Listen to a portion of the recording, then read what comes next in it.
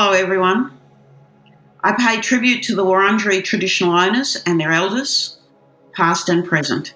I live and work on their country and enjoy the fruits of their long and hard struggle for First Nations rights and dignity and for recognition and a treaty.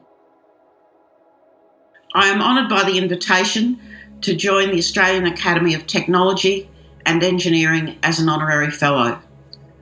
I grew up in Queensland when being Aboriginal was legally a form of crime and the legislation governing our lives, a draconian hangover from the 19th century frontier. As a descendant of the Iman people of central Queensland, I became curious about the history of my people and undertook a life of study and research to answer questions about Australia's past. A body of questions that has grown and grown over the decades. As an engaged anthropologist and geographer conducting research in Indigenous Australia, the challenge of achieving the recognition of Aboriginal and Torres Strait Islander knowledge systems has become a central theme of my work. I believe this challenge is of great relevance to the Fellows of the Academy. For over 200 years, Indigenous Australians have hosted and guided scientists and scientific expeditions seeking to understand the environments, flora, fauna and climate of this continent, as well as the cultures of the Indigenous peoples themselves. Aboriginal knowledge and science have contributed to our understanding of the shape of Australia and the remarkable changes that occurred when the seas rose following the last ice age 7,000 years ago. Such collaborations between Aboriginal people and scientists have produced many rich and detailed pictures of the ancient past. This has resulted in a vast literature on Australian life, but until recently, much of it was read only by the experts. Some scientists and researchers have recognised the importance of these traditions and their relevance, especially in relation to understanding and living with our environments and climate. There is also greater respect today for the Aboriginal and Torres Strait Islander people who manage land and water. Scientists and others are often involved in research projects to help protect these environments and to find ways to make our traditions applicable to the much changed landscapes of today. Despite the terrible impact of colonialism and subsequent policies, our survival owes much to our own traditions of science and ability to adapt to new technologies and social and economic threats. One of our greatest successes has been to preserve our land management and cultural traditions by insisting that we have a right to do so. Now there is much to share, and it is best learned from the Indigenous stewards of this land. We are the descendants of the first people to come here 6 millennia ago. Our history represents a fifth of the total of human history, and the evidence of it should be regarded as a world cultural and scientific treasure. Cultural burning is an instance of the great relevance of our knowledge systems to our present dilemmas. Cultural burning encompasses social and scientific Aboriginal traditions of fire use as a technology to shape environments and to quell wildfires. In the Australian summer of 2019 to 2020, wildfires exploded in the forests and scrublands with deadly and devastating consequences for people in the path of the fires, our wildlife and environments. For some species, this was the tipping point, and more have become endangered. Australian extinction rates were already among the highest in the world before the Black Summer. There can be no doubt that the colonisation of Australia by the British is correlated with species extinction in a broad sequential wave beginning from the first settled areas in southeastern Australia to the present day in much of northern Australia, and the loss of Indigenous land management, particularly of fire. And the losses are continuing. In early 2020, the Australian government established the Royal Commission into Natural Disaster Arrangements to inquire into the potential for Australian governments to better coordinate their responses to limit the deadly and destructive impacts of bushfires.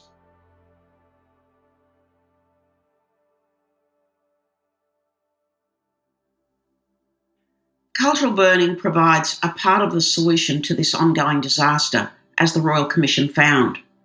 The Royal Commission report is an impressive document containing 80 recommendations. In relation to Indigenous land and fire management and natural disaster resilience, the Commission urged in its recommendations that Australian state, territory and local governments should engage further with traditional owners to explore the relationship between Indigenous land and fire management and natural disaster resilience, and they should explore further opportunities to leverage Indigenous land and fire management insights in the development, planning and execution of public land management activities. These recommendations were based on evidence from across the country. Allow me to give you an example of Indigenous engineering and technological skills, now acknowledged by UNESCO and inscribed on the World Heritage List. Budj Bim is an Aboriginal cultural heritage landscape in southwest Victoria.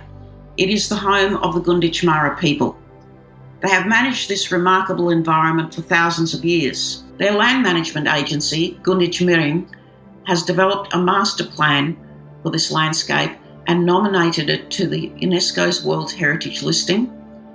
They are the only Indigenous people in the world to successfully nominate a highly valued part of their country to this listing, citing the cultural values of their Budj Bim cultural landscape. The landscape was created by volcanic lava flow from Budj Bim that erupted 37,000 years ago, leaving a rugged terrain of basalt rises, swampy depressions and waterways. The Gunditjmara manipulated this volcanic landscape that extends from Budj Bim to the sea and encompasses a series of waterways including Lake Condah and the Fitzroy River. From at least 6,500 years ago, the evidence shows that they engineered the volcanic lava flow from the eruption. They built the oldest and largest aquaculture system in the world. They managed and harvested the short-finned eels, whose migratory route bring them to this area annually, creating an economy and culture that thrived with the great natural wealth that they harnessed. They built houses with stone walls at their base and permanent settlements arranged in family groups along the waterways and channels, expanding them in each generation and passing on from generation to generation a rich water world of engineered channels, ponds and villages. Elsewhere in Aboriginal Australia, other groups of Aboriginal traditional owners are maintaining our natural and cultural heritage. I am convinced of the need for data-driven planning and decision-making and the crucial role of good data in several major challenges. Closing the gap on the high levels of Indigenous disadvantage across all socio-economic indicators of health, well-being and the capabilities necessary for participation in our society and economy. Efforts to close these gaps must draw on the lessons of history to understand how these extreme levels of disadvantage came about. Data use and Indigenous data governance by the Aboriginal and Torres Strait Islander people in a range of fields including health and wellbeing, incarceration and education have become a core subject of my work. Indigenous people have built a body of data assets through our development of community-controlled corporations that deliver services to our populations. Drawing on my anthropological training and long interest in our history, and in my associations with demographers and others in the STEM community, I have learnt that Indigenous data sovereignty and data governance are essential to progress the challenges that we face and to advance the lives of all Australians. In less than 2 years, during the COVID-19 pandemic, we have become aware of the power of data as never before. We owe our good fortune in escaping the death rates experienced in other countries to the scientific expertise wielded to measure and shape responses to this shocking global threat to the health and well-being of humanity. The response of Australian governments to the COVID-19 pandemic has involved daily reporting of data. These data have been used to manage the spread of the virus and the pathway to a highly vaccinated populace. Australian governments have demonstrated overall competence and capability in confronting and dealing with the worst pandemic in 100 years. Imagine if the governmental power and the scientific and medical expertise brought to bear during this pandemic were mobilised to address the other existential threats to humanity: the climate crisis, species extinction, pollution, poverty, and injustice.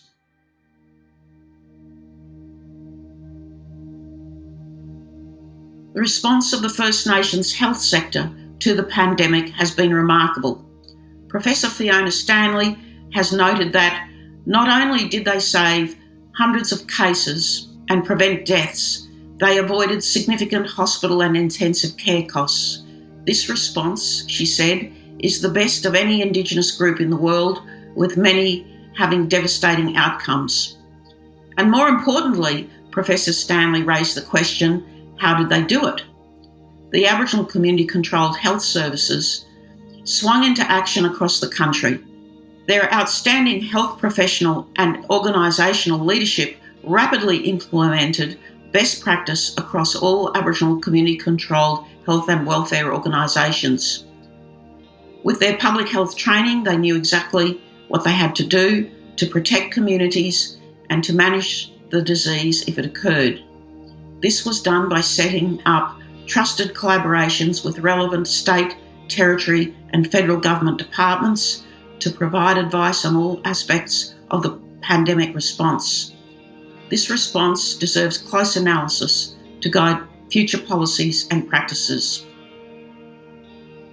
My goal is to ensure that curricula across our education sector incorporates Indigenous knowledge and informs Australians of the relevance of this ancestral legacy to our society today.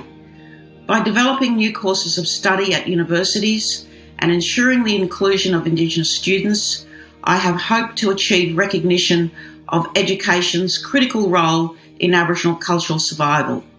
I hope you will join me in these endeavours. I thank you for the honour of honorary fellowship in the Academy and for listening to me.